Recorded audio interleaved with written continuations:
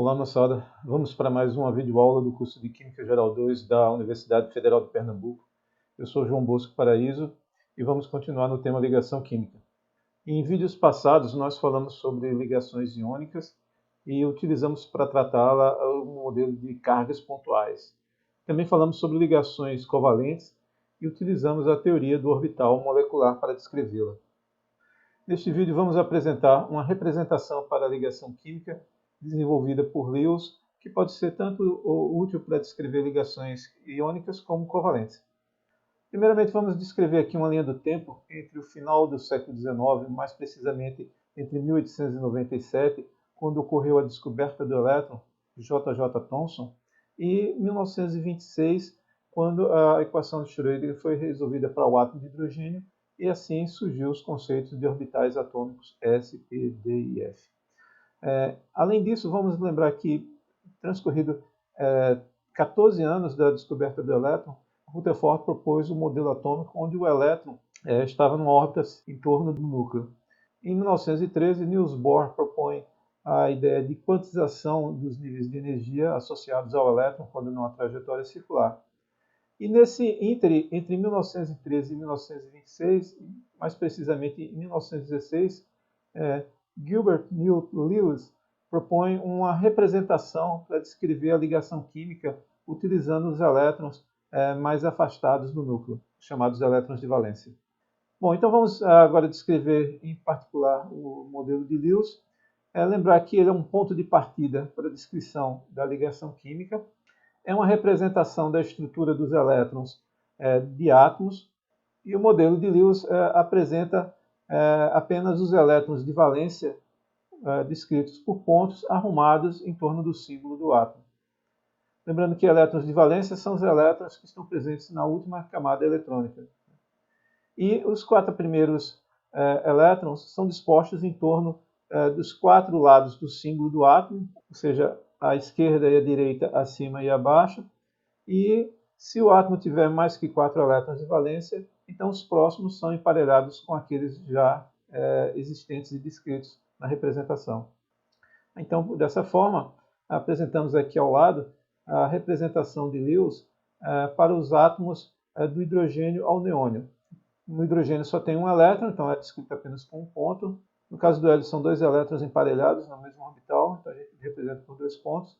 E o lítio, que fica abaixo do hidrogênio na primeira coluna da tabela periódica, só tem também um elétron de valência, no N igual a 2. O berílio tem 2 elétrons no N igual a 2. O boro tem 3 elétrons no N igual a 2. O carbono tem 4. O nitrogênio 5. O oxigênio 6. O flúor 7. E o neônio 8 elétrons no N igual a 2, na camada de valência. Bom, como a gente pode utilizar essa representação, por exemplo, para descrever a fórmula de compostos binários? Vamos ver aqui um exemplo em torno do fluoreto de cálcio. Obviamente, a gente vai precisar descrever os átomos de flúor e cálcio. Então, vamos fazer uso da sua configuração eletrônica.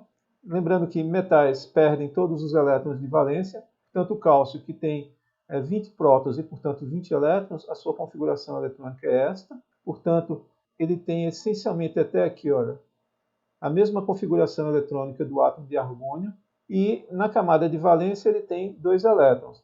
Então, se ele perde esses 2 elétrons, ele vai se transformar no cálcio 2+, lembrando que o cálcio continua com seus 20 elétrons, mas agora fica com a configuração eletrônica do argônio. E os não metais, que é o caso do flúor, eles ganham elétrons suficientes para completar a camada de valência. Portanto, aqui o flúor, observe que o flúor tem essa configuração eletrônica, e essa configuração eletrônica é muito parecida com a do neônio, basta que para isso ele ganhe um elétron.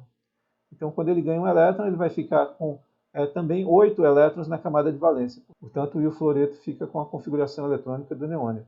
E, por fim, ajusta-se a carga do cátion e do ânion para que o composto resultante seja eletricamente neutro. Então, já que o cálcio tem uma carga 2+, e o fluoreto carga -1, então vão ser necessários 2 íons fluoretos para cada íon cálcio 2+. Desta forma, a fórmula do fluoreto de cálcio é CaF2. No caso, por exemplo, do KCl, aqui está a configuração eletrônica do cloro. O cloro ele vai ter 2, 4, 6, 7 elétrons, é o mesmo que o flúor, afinal fica abaixo dele na tabela periódica. Então está aqui a representação dos 7 elétrons de valência do cloro. E o potássio, que tem 19 prótons, 19 elétrons, esta é a configuração eletrônica dele. Portanto, na camada de valência, que é no N igual a 4, ele só tem um elétron, e por isso ele é representado apenas como K ponto. Bem, agora a gente percebe que o cloro, se ele ganha um elétron, ele vai ficar aqui com 2, 4, 6, 8 elétrons, que é a mesma situação que a gente tem aqui no argônio. Portanto, o íon cloreto ele vai ter a mesma configuração eletrônica do argônio, e ele é representado dessa forma. Repare que adiciona-se mais um ponto, e se diz que esse conjunto representa um íon carregado negativamente. Já no caso do potássio, que é um metal alcalino, se ele perde um elétron, ele vai ser apenas representado como K+. Dessa forma, você pode escrever que a interação do cloro com o potássio, para gerar o cloreto de potássio, poderia ser escrita através desta representação. K ponto mais cloro, com seus 7 elétrons, levando ao composto iônico K mais Cl-, ou simplesmente KCl. Se quisermos considerar essa mesma ideia de ligação iônica para descrever a molécula de H2, precisaríamos fazer com que um dos hidrogênios se transformasse num cátion, perdendo um elétron, e o outro átomo de hidrogênio recebesse um elétron, se transformando no ânion. Assim, a estrutura do H2 seria representada como H+, interagindo com H-. Acontece que quando a gente olha para as energias envolvidas nesse processo, para ionizar o hidrogênio, é necessário gastar 1.310 kJ por mol. Enquanto que a energia envolvida no ganho do elétron pelo átomo de hidrogênio, transformando-se no ânion H-, envolve uma variação de menos 73 kJ por mol.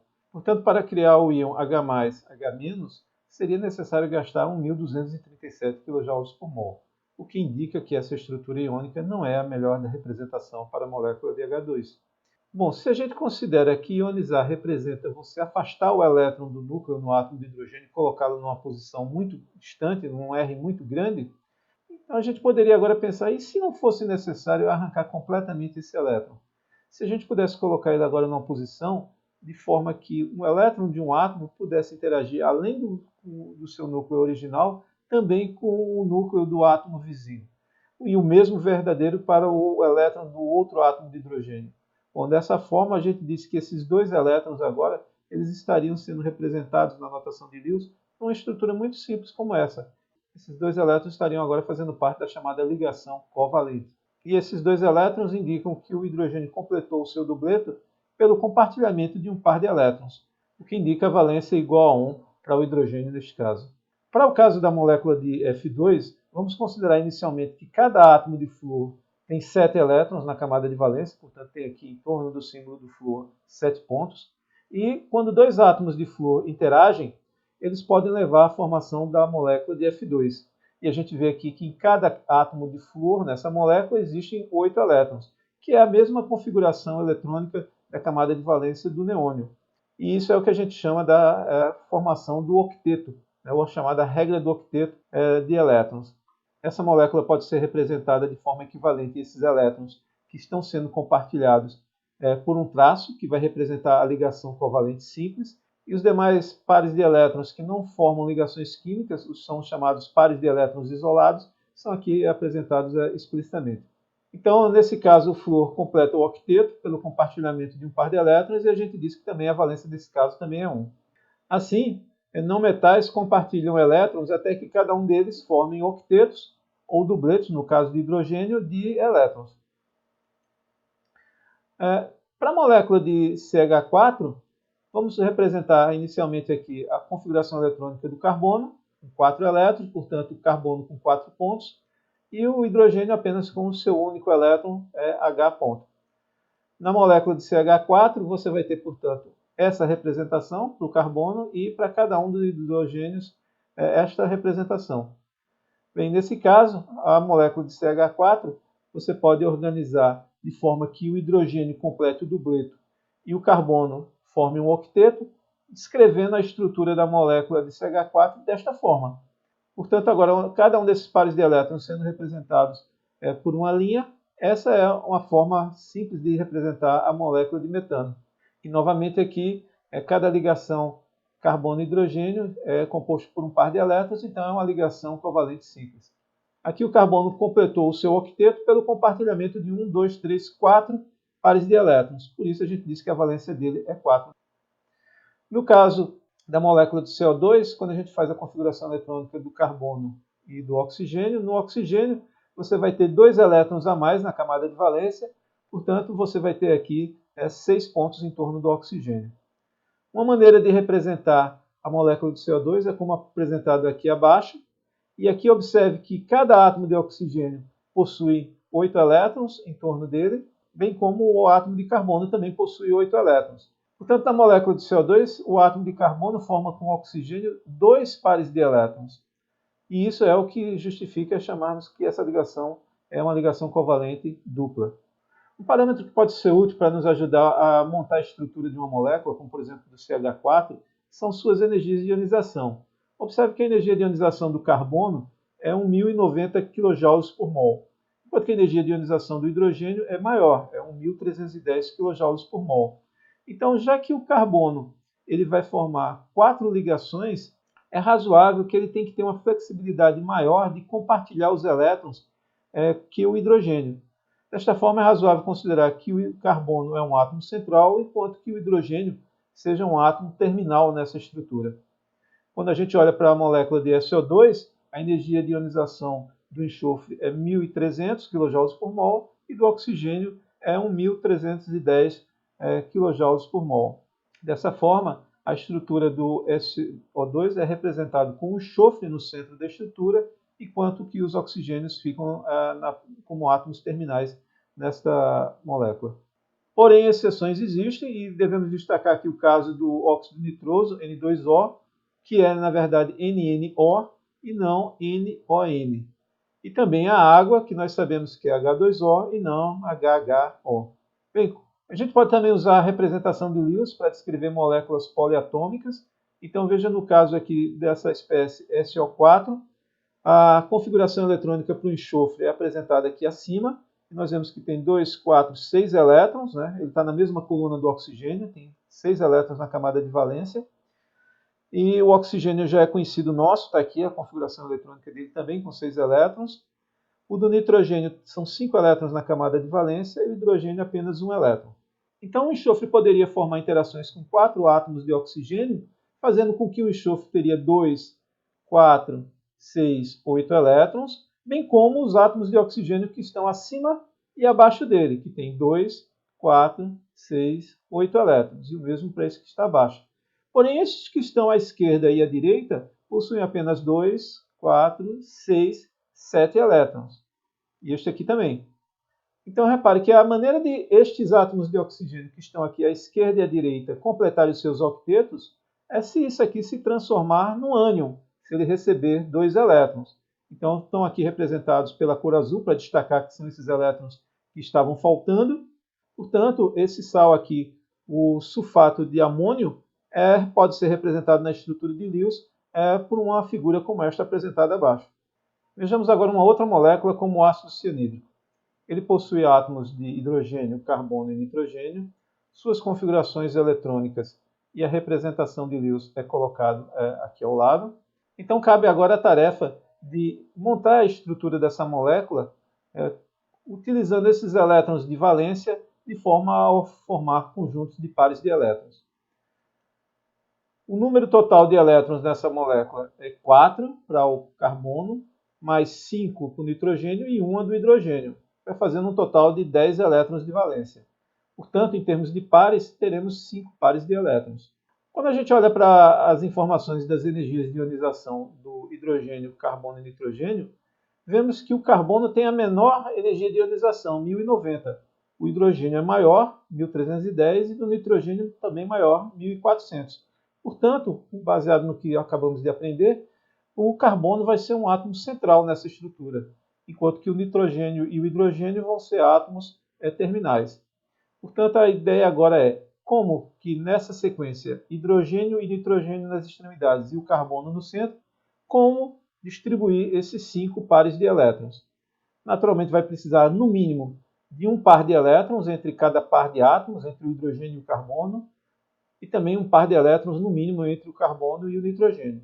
Então a questão é como organizar esses 3 pares de elétrons remanescentes. Bom, a gente pode pensar duas possibilidades. Uma, como representada aqui nessa figura, onde você tem em torno do carbono 8 elétrons, e essa aqui na direita, onde também tem 8 elétrons em torno agora do nitrogênio. Então essas seriam duas possibilidades, onde o octeto foi completo, né, para esses átomos. Porém, o nitrogênio aqui nesse caso ficou com o octeto incompleto, bem como também aqui o carbono ficou com o octeto incompleto. Então não dá para ficar um átomo com o octeto completo e o outro incompleto. Portanto, uma forma alternativa que é compatível a essas situações é essa que é apresentada aqui nessa última figura do lado direito. Repare que o hidrogênio aqui formou o dupleto, e agora aqui em torno do carbono você pode ter 8, e também em torno do nitrogênio também 8 pares de elétrons. Dessa forma, essa é a estrutura para a molécula do ácido cianídrico. Uma ligação covalente simples entre o hidrogênio e o carbono, e uma ligação covalente tripla entre o carbono e o nitrogênio, além do par de elétrons aqui próximo ao nitrogênio. Vamos agora ver uma outra molécula um pouco mais complexa, como o ácido acético. O ácido acético ele possui átomos de carbono, hidrogênio e oxigênio. Então, o que fazemos? Representamos aqui a configuração eletrônica desses átomos e a sua representação na notação de Lewis. Agora vamos fazer o mesmo caso anterior, contabilizar o número de elétrons de valência disponíveis. No caso aqui vão ser 2 átomos de carbono, cada um com 4 elétrons de valência, dando um total de 8. Eu tenho 2 átomos de oxigênio, cada um com 6, portanto são 12 elétrons de valência. E eu tenho 3 mais 1, 4 átomos de hidrogênio, cada um contribuindo com 1 elétron, dando um total de 4. Portanto, se você soma isso aqui, são 24 elétrons de valência nessa molécula, o que leva a 12 pares de elétrons. Portanto, quando você organiza esses 12 pares de elétrons, formando inicialmente um par entre cada átomo, uma estrutura possível para essa molécula, onde os hidrogênios formam dupletos e os átomos remanescentes de carbono e oxigênio formam octetos. Repare que esse que está aqui no centro tem 2, 4, 6, 8. Esse oxigênio também tem 2, 4, 6, 8. Esse carbono tem 2, 4, 6, 8. Esse oxigênio também tem 2, 4, 6, 8 elétrons. E esse hidrogênio aqui também tem um dupleto, né? Então essa é a estrutura da molécula do ácido acético na representação de Lewis. E se você quiser representar cada par de elétrons com uma linha simples, né? Cada linha dessa representando uma ligação covalente simples, a molécula vai ficar desse jeito, né? As ligações carbono e hidrogênio com ligações covalentes simples. E entre o carbono e o oxigênio, um dos átomos de oxigênio vai estar formando uma ligação dupla, e o outro ligação carbono-oxigênio vai ser uma ligação simples. Né? E você também vai ter uma ligação simples entre o oxigênio e o hidrogênio. E aqui os pares de elétrons que não formaram ligações no oxigênio são aqui colocados explicitamente. Bem, aproveitando o exemplo do ácido acético, a gente sabe que ele pode interagir com a água, e a água vai na frente do ácido acético se comportar como uma base. Portanto, o ácido pode protonar a água, formando o íon H3 ou mais, além do íon acetato, que são os chamados ácidos e base conjugadas associados a esse parácido-base. Porém, com relação a essa molécula formada aqui nos produtos, o íon acetato, uma pergunta que a gente pode fazer é: qual é que é a estrutura desse íon acetato? Como é que ela é? Bom, uma estrutura possível é essa que é apresentada aqui na figura, onde você tem uma ligação dupla com o oxigênio que está aqui acima e uma ligação simples com o oxigênio que está aqui abaixo. Mas uma outra possível estrutura também poderia ser essa, né? Ser o contrário. O átomo de oxigênio que está abaixo formando uma ligação dupla e o átomo de oxigênio que está acima desse carbono formando uma ligação simples. Bem, na verdade, a melhor representação para o íon acetato não é nem uma nem a outra, mas é o que a gente chama de uma estrutura ressonante entre essas duas estruturas. Será que existem outros íons onde essa estrutura de ressonância também está presente? Vamos ver, por exemplo, aqui essa espécie NO3. Está aqui a configuração eletrônica do nitrogênio, com 5 elétrons, a do oxigênio com 6. Então, nessa espécie aqui, o nitrogênio ele pode formar interação com 3 oxigênios, porém esse oxigênio aqui da direita está com 2, 4, 6, 7 elétrons. Portanto, está faltando um elétron. Esse elétron pode ser dado na medida que ele forma um sal o KNO3, né? O potássio, que tem aqui um elétron de valência, ele pode doar esse elétron para gerar essa espécie aqui, né? K+, NO3-.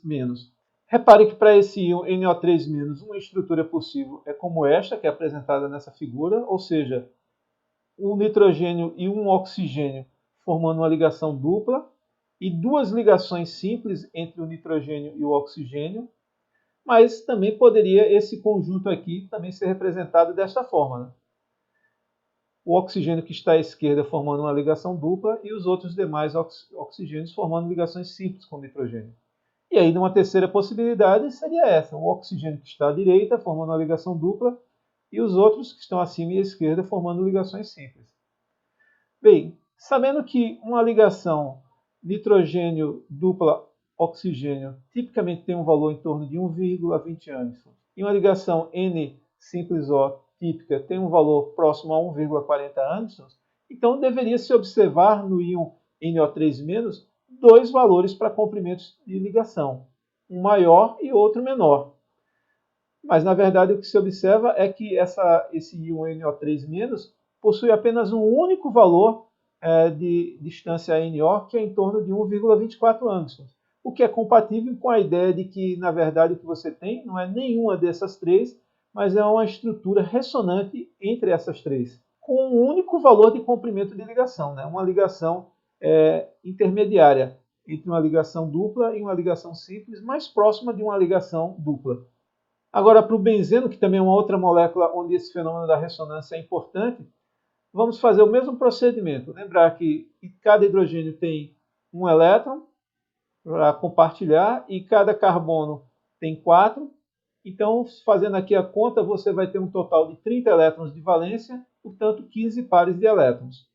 Portanto, você poderia imaginar que uma estrutura possível para o benzeno poderia ser essa.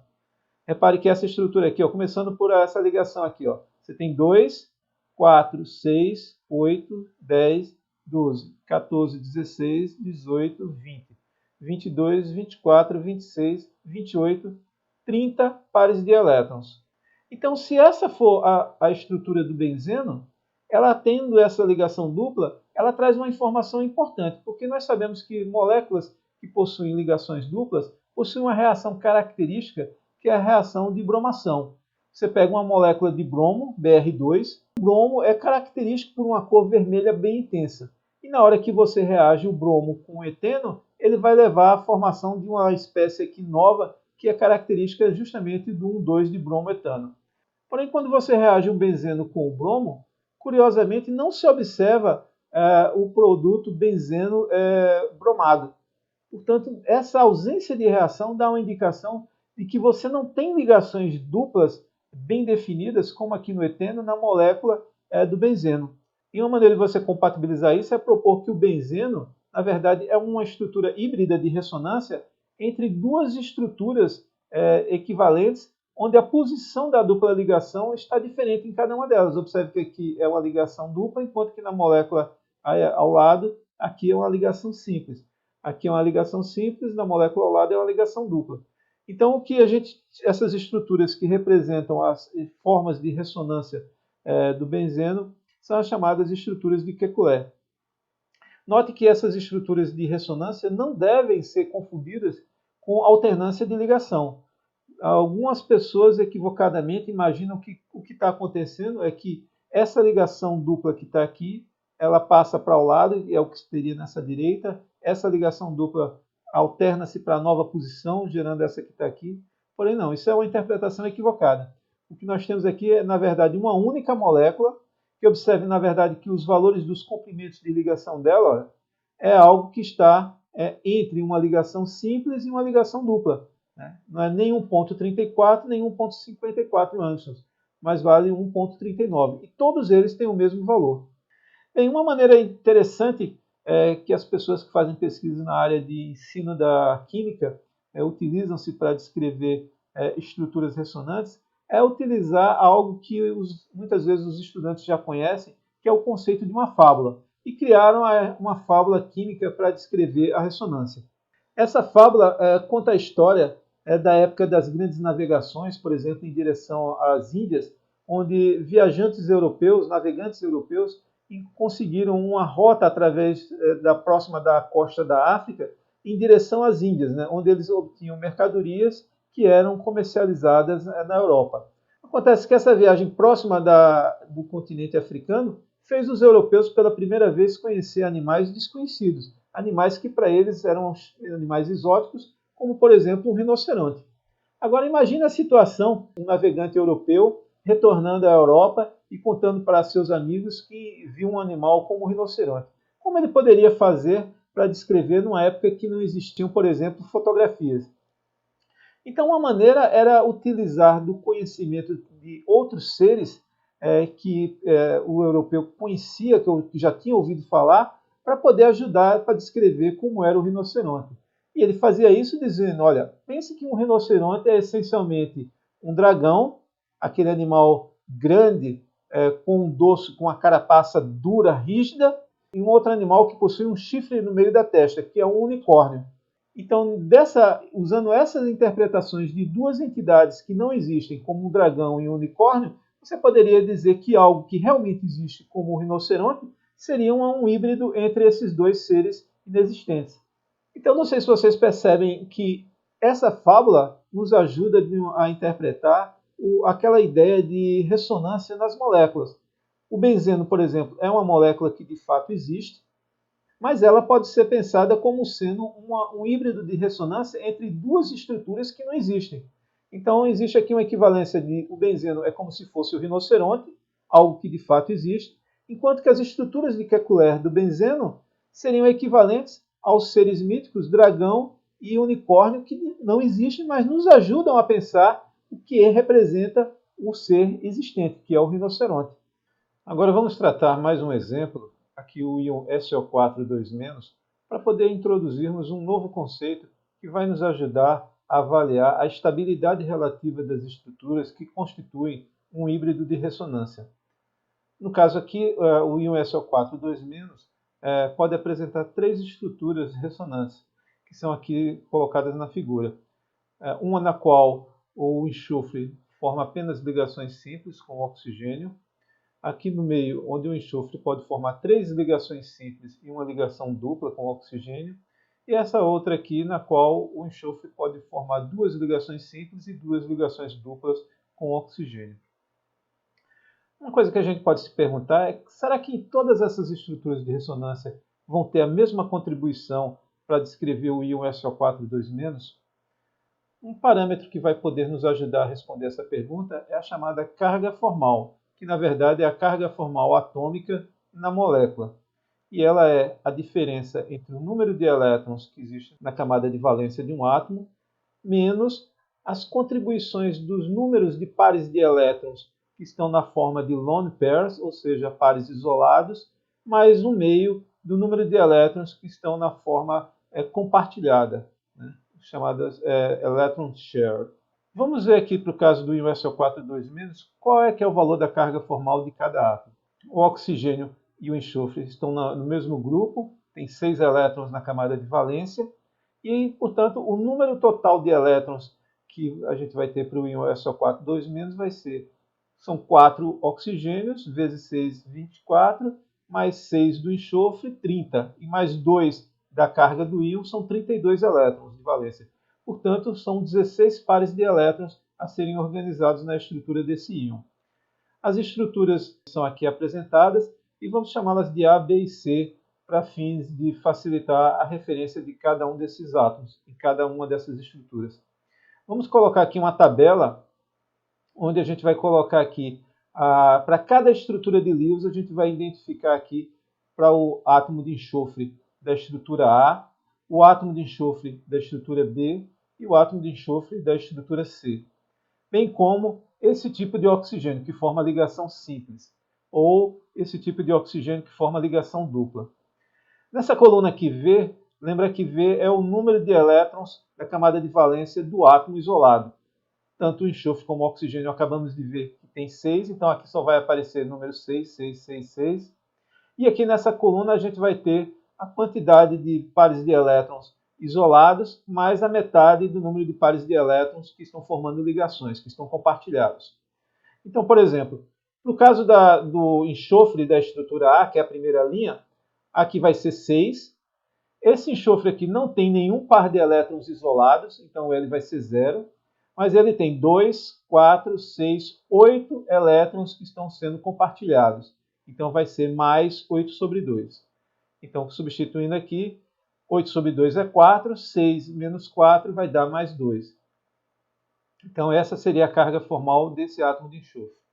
Vamos analisar agora aqui esse enxofre da estrutura B. Bom, aqui nesse caso ele também não tem nenhum par de elétrons isolados, e tem 2, 4, 6, 8, 10 10 elétrons que estão sendo compartilhados. Então aqui vai ser 0 mais 10 sobre 2, que dá 5, 6 menos 5, 1 é a carga formal desse enxofre.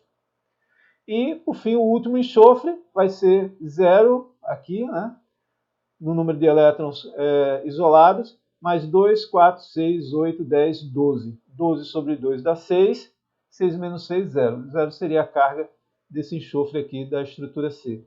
No caso do oxigênio, o V, que é o número de elétrons na camada de valência, também é 6, e o número de elétrons na forma de par isolado é 2, 4, 6, então vai ser 6 mais 2 da ligação. Então, mais 2 dividido por 2. Então, 6 mais 2 sobre 2, isso é 7. 6 menos 7, menos 1. Essa é a carga formal desse oxigênio. E desse outro oxigênio que está formando ligação dupla, aqui a gente vai ter 6 novamente, e o número de pares de elétrons isolados é 2, 4, então vai aparecer aqui 4, mais 2, 4, 4 sobre 2. Então vai ser 6, a diferença dá 0. Então se a gente coloca essas cargas aqui nas estruturas, vamos colocá-las em vermelho para ficar mais fácil da gente reconhecer. Veja que aqui nessa estrutura da letra A soma das cargas formais vai dar menos 1, menos 2, menos 3, menos 4, com mais 2, menos 2, que é exatamente a carga do íon. Como aqui também você tem menos 1, menos 2, menos 3, com mais 1, menos 2, que é a carga do íon. E aqui você tem simplesmente menos 2. Então está tudo ok. Aqui a soma das cargas dos átomos concorda com a carga do íon. Agora, por fim, vamos observar que dentre essas três estruturas, aquela que possui uma menor localização de cargas é justamente a estrutura C. Então, apesar de todas essas três estruturas ser ressonantes, a gente atribui que essa estrutura C ela vai ter um maior peso para o híbrido de ressonância que representa o íon SO4 2-. Vamos agora olhar no caso do CO2 para entender como que o cálculo da carga formal pode nos ajudar a saber qual dessas duas estruturas que representa melhor a molécula de CO2. É provável que a maioria de vocês sabe qual é a resposta, mas vamos ver como que a análise da carga formal vai nos ajudar nessa resposta. Então veja só, aqui temos novamente, vamos chamar de duas estruturas, A e B, e vamos fazer um cálculo similar ao que fizemos anteriormente para o íon SO4 2-. No caso aqui, o carbono ele possui 4 elétrons na camada de valência e o oxigênio possui 6. Então aqui vai ser 4 e 4 e as duas últimas linhas 6 e 6. No caso aqui, a carga formal atômica do átomo de carbono na estrutura A, esse carbono aqui não tem nenhum par de elétrons isolado, então o L vai ser 0 e ele possui 2, 4, 6, 8 elétrons compartilhados. Então vai ser 8 sobre 2, isso aqui vai ser 4, a diferença dá 0. Já a carga formal do carbono da estrutura B, aqui ele possui 2, 4 elétrons, então vai ser o L igual a 4, e possui 4 elétrons compartilhados, dividido por 2, isso aqui vai dar 6. Então a diferença de 4 menos 6 vai ser menos 2. Essa seria a carga formal deste carbono. O oxigênio, a gente sabe que ele tem 2, 4, então o L seria 4, mais 2, 4 sobre 2. Então são 6, 6 menos 6, 0. E esse tipo de oxigênio aqui é um oxigênio diferente desses daqui, olha. Repara que esse oxigênio aqui ele não possui nenhum par de elétrons isolados, então o L seria 0, e você teria 2, 4, 6, 8. 8 dividido por 2, 4. Então a diferença é 6 menos 4 mais 2. Fazendo o mesmo procedimento, colocando as cargas lá na estrutura, este resultado mostra que a estrutura que representa o CO2 deve ser essa da letra A, porque é aquela que leva a uma carga formal na molécula é menor. No caso da letra B, levaria a uma representação de uma carga mais 2 no oxigênio e menos 2 no carbono terminal. Bom, com relação à maneira de calcular a carga formal, observe que aqui a gente está tomando S como sendo o número de elétrons compartilhados. E aqui, compartilhados significa realmente igualmente compartilhados. Você está dividindo, na verdade, por 2. Ou seja, cada átomo vai possuir metade dos elétrons compartilhados. Isso quer dizer que, na verdade, no cálculo da carga formal, dividir o número de elétrons compartilhados por 2, na verdade, representa um exagero do caráter covalente. Porque, no fim das contas, a gente lembra que átomos de tipos diferentes, eles possuem eletronegatividades diferentes, portanto, na ligação é razoável estimar que não existe uma divisão igual dos elétrons entre os dois átomos. Aquele que tiver maior eletronegatividade deve ficar com a densidade de elétrons mais próximos dele. Bem como a gente também sabe que exageros também ocorrem quando, por exemplo, você calcula o número de oxidação para falar de estruturas iônicas, né? Bem, a mensagem que está por trás do cálculo da carga formal atômica na molécula está muito bem descrita pelo Peter Atkins no seu livro Princípios de Química, o qual diz: a carga formal dá apenas uma indicação da extensão de perda ou ganho de elétrons por um átomo no processo de formação de ligação covalente. Estruturas com menores cargas formais são mais prováveis de terem as menores energias. Então, daí a relevância e a importância da gente calcular as cargas formais e avaliar qual que dentro daquelas duas estruturas de híbrido de ressonância possuem as menores cargas formais, porque serão exatamente elas que terão a maior contribuição para representar aquela espécie ressonante. Bem, pessoal, dessa videoaula eu gostaria que ficassem algumas mensagens gravadas. A primeira é: o modelo de Lewis descreve apenas os elétrons de valência, representando eles por pontos que são colocados em torno do símbolo do átomo. O modelo de Lewis pode ser usado tanto para representar compostos iônicos como compostos covalentes. A ligação iônica é associada à transferência de elétron ou elétrons de um metal para um não metal, enquanto uma ligação covalente é associada ao compartilhamento de um par de elétrons por dois átomos.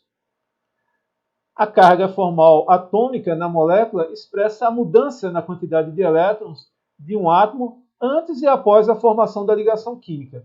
Assim, é calculada pela diferença no número de elétrons da camada de valência do átomo e o número de elétrons na forma de elétrons compartilhados e pares isolados nessa molécula.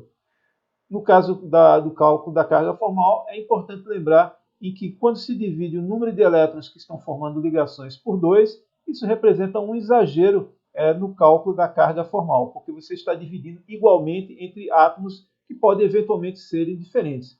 E que nós sabemos que as diferenças de eletronegatividade não levam a um compartilhamento igual dos elétrons da ligação, né? Bem, por hora é isso e eu aguardo revê-los na próxima videoaula.